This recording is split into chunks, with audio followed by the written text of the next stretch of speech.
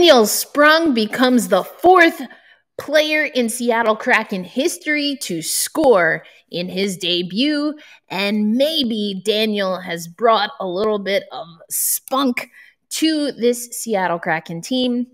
Although we did get the win against Arizona, folks, there were definitely some things that were, as John Forsland likes to say, Seattle Kraken hockey, baby. We're going to break it down. We're going to break down the win, some of the acquisitions that we didn't talk about on the live show that I did the other day, and, of course, get you ready for Matty Beniers' season as Michigan and the NCAA continue on into the postseason in the NCAA tournament on their way to the Frozen Four. And guess who's going to be at the Frozen Four this year? That's right. Your one and only host of Locked On Kraken. We're going to talk about it all coming up on this episode. You are Locked On Kraken, your daily podcast on the Seattle Kraken, part of the Locked On Podcast Network, your team every day. We are the Seattle Kraken.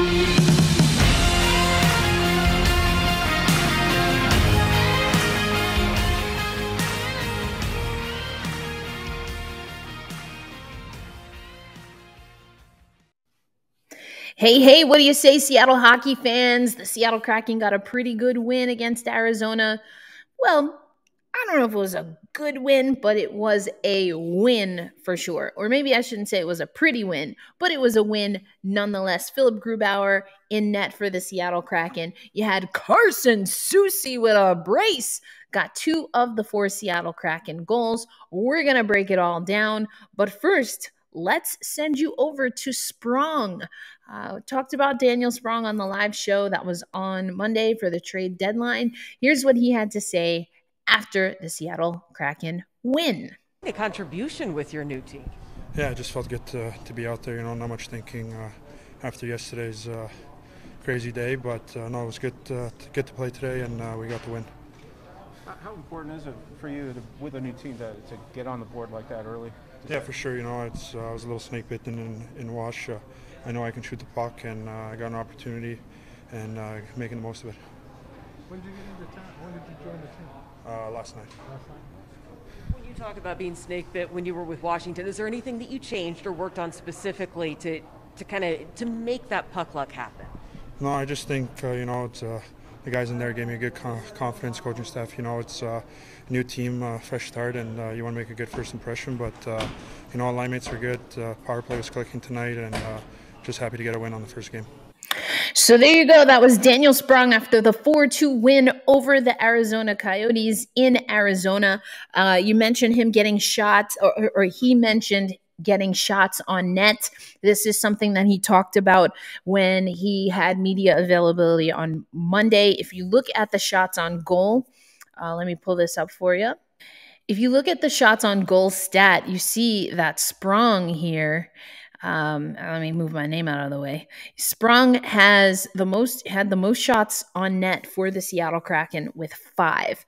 So no one individual player had more shots on net than Daniel Sprong, which is what he was brought here to do. He talked also about the power play clicking. Let's look at the stats here. So, 1 for 3 on the power play. So not, overwhelmingly great. This is, of course, I'm showing NHL.com here. Not overwhelmingly great, but a power play goal for this Seattle Kraken team definitely feels like a victory. You see that the shots on goal overall favored the Seattle Kraken. They outshot the Arizona Coyotes. They also won the faceoff battle, which I like. You see that the blocks were about even, but I do think that I talked about in the open that this wasn't a clean game. This wasn't a pretty game for the Seattle Kraken.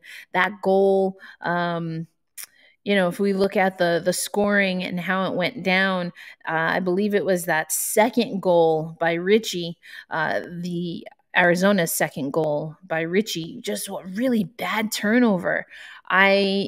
think I mentioned in passing on the live show, like joking around about one of the tweets about Hayden Fleury, but it was a bad giveaway. It was a bad giveaway by Hayden Fleury. And there were some things defensively. I continue to talk about the Seattle Kraken defensively because we continue to not be great defensively. And that was an example. Just coming off the dome here, but let's look at what Philip Grubauer was able to do, or what he had to face. You see that Philip Grubauer at even strength made 20 of 21 saves, 4 of 5 on the power play.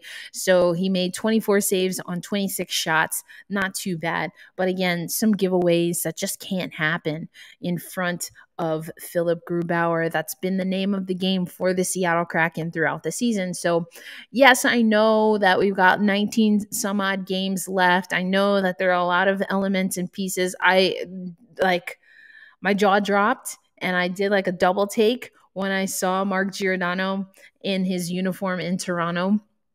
Obviously, I know that he's with Toronto. We talked about it on the show, but it's another thing to kind of see it as you're scrolling casually up and down your timeline. So that kind of threw me for a loop there. Same thing with Calle Jarnkrok and seeing those guys, so I'll do my Hunger Games again. We did this on the show, but thank you, Colin. Thank you, Gio. Thank you, Jeremy. Thank you, Jojo.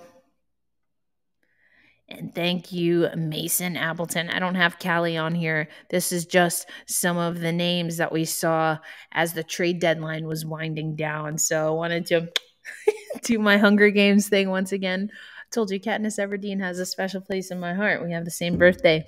Anyway, coming up next on Locked on Kraken, I want you to get to know these guys a little bit better. I want you to hear from Dave Hakstol about the Arizona game. So we're going to hear from Dave about Arizona. We're going to hear from one of the players that I mentioned this. I mentioned it on the live show, and I didn't do a show yesterday. I wasn't feeling great. I'm telling you guys, my vibe, my mood sometimes is not where I want it to be energetically. So I do want to get back, though, to daily shows. This is a little bit of an aside, so forgive me sometimes if the energy is not quite there, but we'll get it together. But anyway, I mentioned on that show we didn't have time to talk about Derrick Pouliot.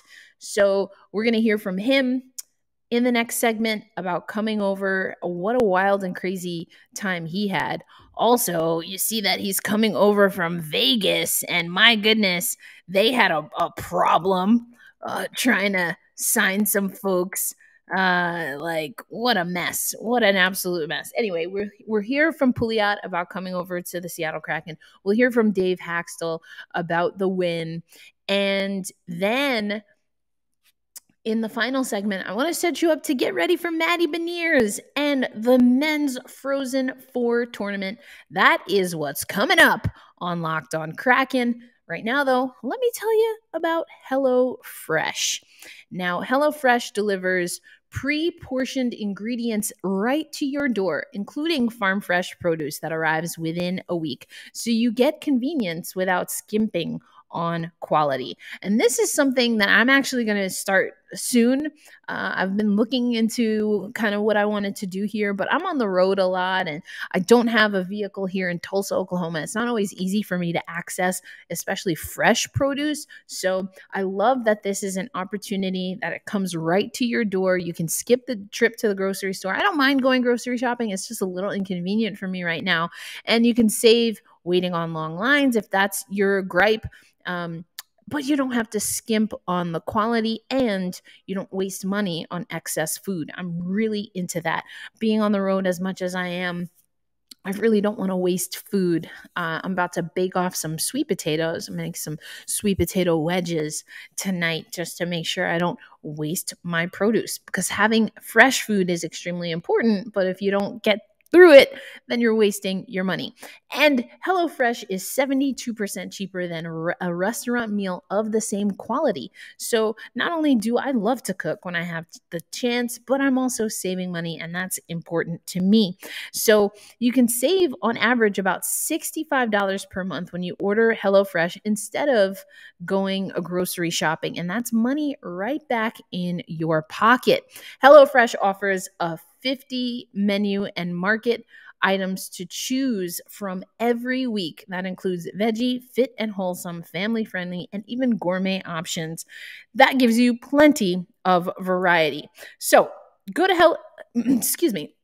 So go to HelloFresh.com/LockedOn16 and use code LockedOn16 for up to 16 free meals and 3 free gifts.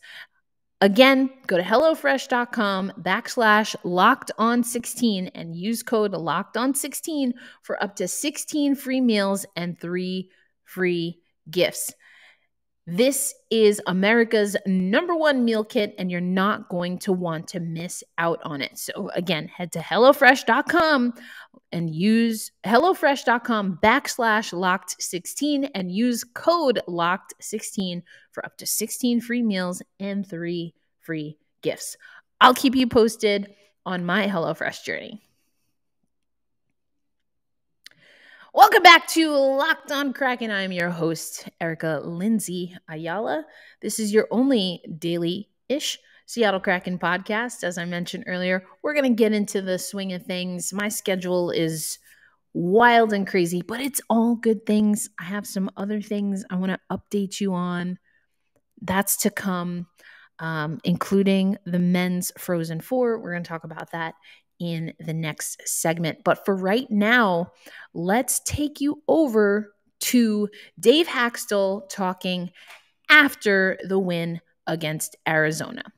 Seuss talked about wanting to pick up where maybe Gio left off on the power play. How did you see him in that unit? Yeah, Seuss has done a nice job each time that he's had the opportunity. You know, when we've had injuries in the past, he's spent a little bit of time there, and he doesn't try to do too much. So he's a real solid presence there.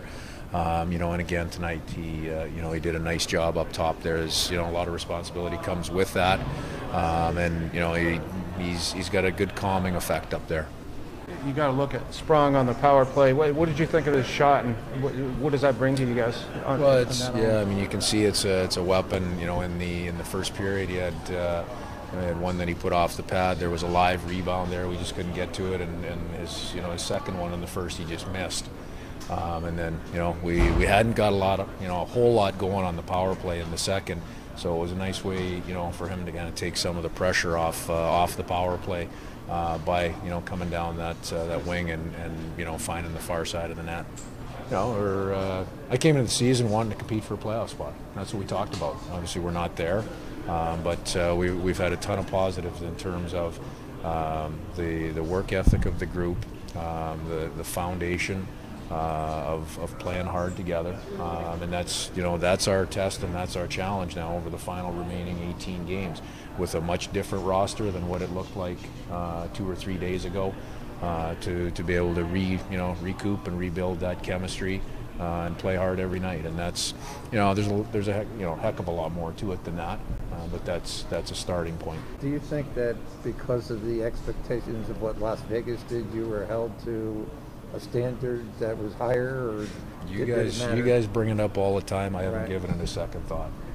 Truly, our pathway is very distinct and it's different. So I could care less about those comparisons. Do you have an update on Fleury at all? I don't. We'll wait till tomorrow and have something. Hopefully at that point in time, we're going to practice tomorrow in LA. So a few things that we heard from Dave Hakstol. He talked a little bit about the team and the Vegas Golden Knights comparisons. He's not really here for it. Ron Francis talks a lot more about it, but Dave doesn't want to deal with it, which is fine.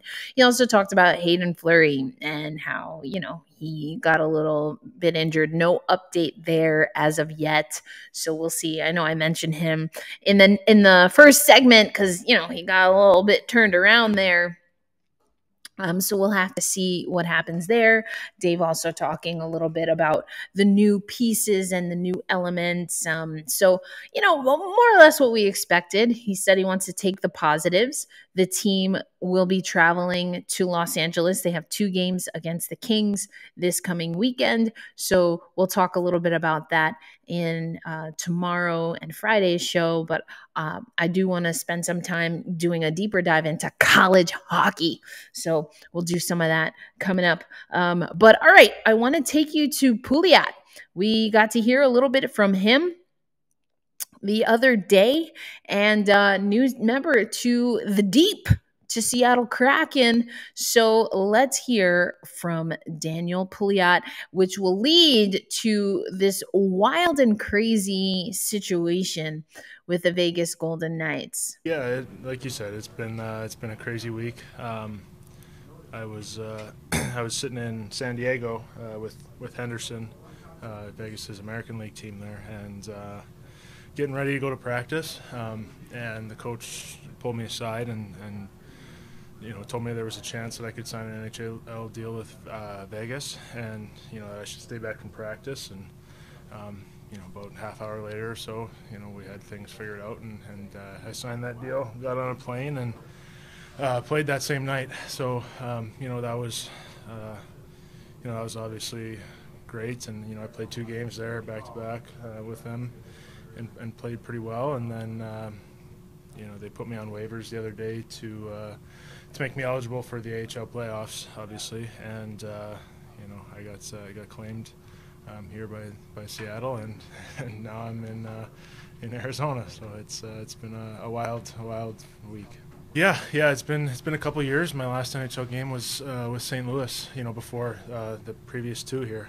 So it's been a while, and coming into the season, I wasn't sure, if or when I'd ever make it back to the league.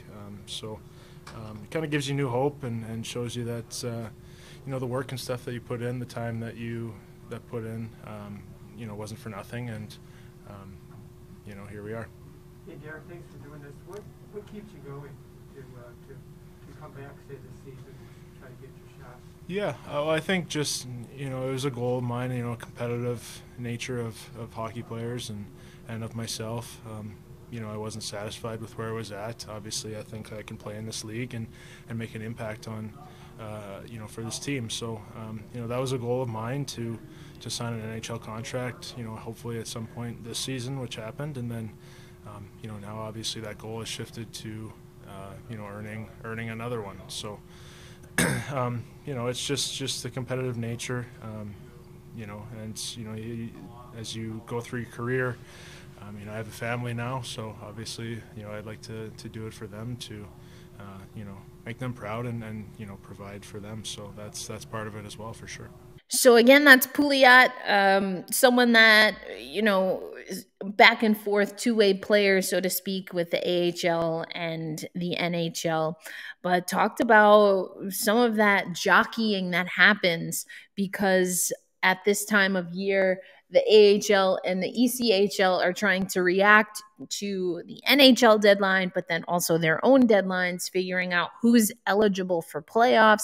If a person is called up at a certain time, that impacts their ability to be eligible for the playoffs, so that if they don't stay and then they come back, it's like a whole big thing. But this kind of just in that Pouliot came over from the Vegas Golden Knights. Today, the NHL announced that they were so it's the Yevgeny Dadonov trade. And here we go. Don't mind my email. You kind of have to comply with the rules. We saw the Seattle Kraken had a little slap on the wrist for not doing something right with, was it Drieger or Grubauer? I don't remember. One of our goalies so long ago. That seems like so long ago. Seems like so long ago. Either way, so here's what I was talking about. I want to show you this. This is actually coming from Raw Charge, the Tampa Bay Lightning SB Nation site, but they're talking about like what the heck is going on here, and so they're getting this information as I did from Cap Friendly, and so Cap Friendly breaks it down for us, the fantastic Cap Friendly. And here's what they said via a tweet that, again, is I just pulled it up on Raw Charge. To clarify, okay, in regards to the Vegas situation, if the trade isn't approved, Dadonov's cap remains with the Vikings. If their LTI players become healthy, then they must activate them. If they shed cap through a trade, the traded player isn't eligible to play in any NHL games for the remainder of the season. So this means now with this trade not going through, they have to make some decisions. And so then they clarify, players traded after the deadline are ineligible for both regular season and postseason games. A common misconception is players traded after the deadline are ineligible for only the playoffs. This applies to UFAs who sign after the deadline. So the no trade clause by Yevgeny Dadonov, it just like, it's one of those things you don't check the box. So this has become a situation where Dadonov will have to go back to the team that he was traded from. So he's going back to Vegas. And this is going to create cap space trouble for Vegas. And so, you know, that's going to be a bit of an issue. So we'll keep up to date with what's happening there, but like kind of a mess, but we'll see what happens. All right. That doesn't really impact us. I just thought it was something interesting happening around the league. But what we will be talking about coming up next, of course, is our boy, the Golden Boy, and that is Matty Beniers and Michigan. I want to talk about this briefly. Tomorrow, I want to get more into college hockey. I want to talk about the women's Frozen Four. I want to talk about the men's Frozen Four coming up and what to expect. But right now, I want to talk to you about Built Bar. Now, some of you might have given up on your New Year's resolutions. I didn't even have time to make New Year's resolutions, but if I had, it would be all about getting focused, getting healthy. I've been telling you, I've been like, struggling a little bit to get into a routine with a lot of the travel that I have. And one good way to do that is to make sure you get all of the nutrients that you need. Protein especially being one of them. And so that's where Built Bar comes in. It is a protein bar that tastes more like a candy bar and has some amazing flavors, including ones with marshmallow puffy goodness happening. Have you tried the puffs? I'm a big fan of the puffs. The churro flavor, coconut marshmallow, banana cream pie. Oh, come on, let's go. And just like everything else at Built Bar, they're 100% covered in chocolate. So we're talking most Built Bars have 130 calories, 4 grams of sugar, 4 net carbs, and 17 grams of protein. That's more than what you need. That puts you right on target with what you need, especially in the morning. But if you compare that to a candy bar has about 240 calories, not characters, but calories, 30 grams of sugar, and dozens of net carbs. So instead of doing that, why don't you try mint brownie or coconut almond or the new flavor for the month, white chocolate cookies and cream. All delicious, even more deliciouser than you remember. So go to built.com, use promo code LOCKED15 for 15% off your next order. Remember, that's promo code LOCKED15 for 15% off at built.com. Happy snacking! The Frozen Four itself, so the last final teams in the NCAA tournament, that is going to happen in Boston, Massachusetts, and I will be representing Locked On Kraken and the greater Locked On Network because I am hoping that Matty Beniers is going to make his way there. But let's take a look at the bracket first and foremost. Let's take a look at what it's going to take for Matty Beniers and the Wolverines to make their way to Matty's home state of Massachusetts. All right, let's take a look at the bracket here. I've got it pulled up for you. We've got Michigan as a number 1 seed. They're going to get American International in just a few days here. Quinnipiac and St. Cloud are the 2 and 3 in this side, on this side of the bracket. Then you've got Denver and UMass Lowell and Minnesota Duluth and Michigan Tech. And let's head over to the other side of the bracket. We've got Minnesota State and Harvard. Now, Matty Beniers was supposed to go to Harvard. I know we talked about that before. Anyway, we'll see how Harvard does. And then North Dakota and Notre Dame. All right. And then finally, at the top over here, we have Western Michigan and Northeastern and Minnesota and Massachusetts. So today is Wednesday, the 23rd. Michigan and American International will go head-to-head Friday afternoon, 2 p.m. Central Time. And then the winner will play the winner of Quinnipiac St. Cloud. That will be on Sunday, the 27th. And then the semifinals will take place again in Boston starting April 4th. I wanted to give you a lay of the land, give you an overview here, just so you're getting ready.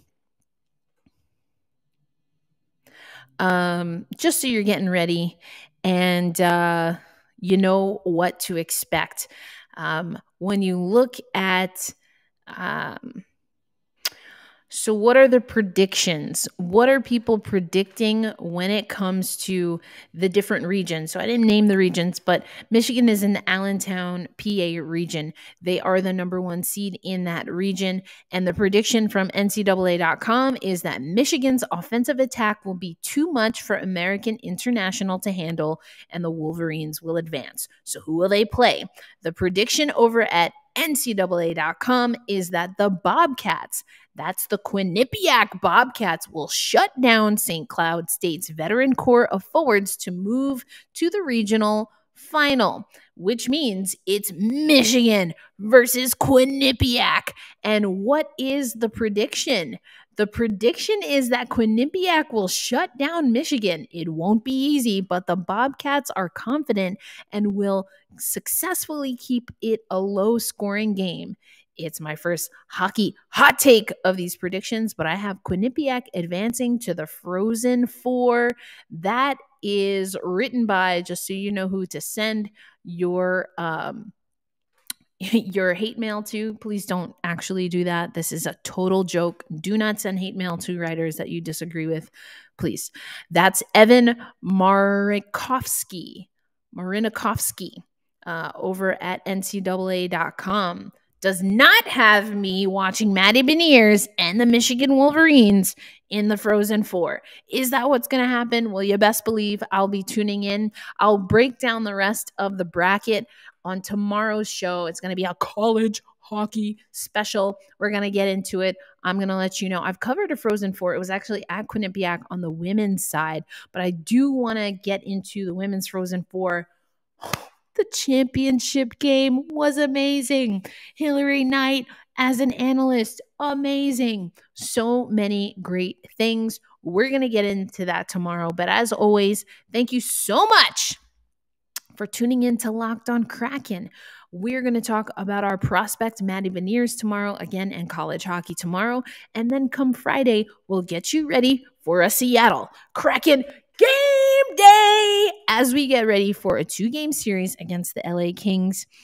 The LA Kings have a special place in my heart, and that's solely because of Blake Bolden. So they got bragging rights on us. I'd love to even the score and chirp Blake a little bit, but we'll see what happens. Until tomorrow, thank you as always. Hold fast, stay true. Let's go Kraken.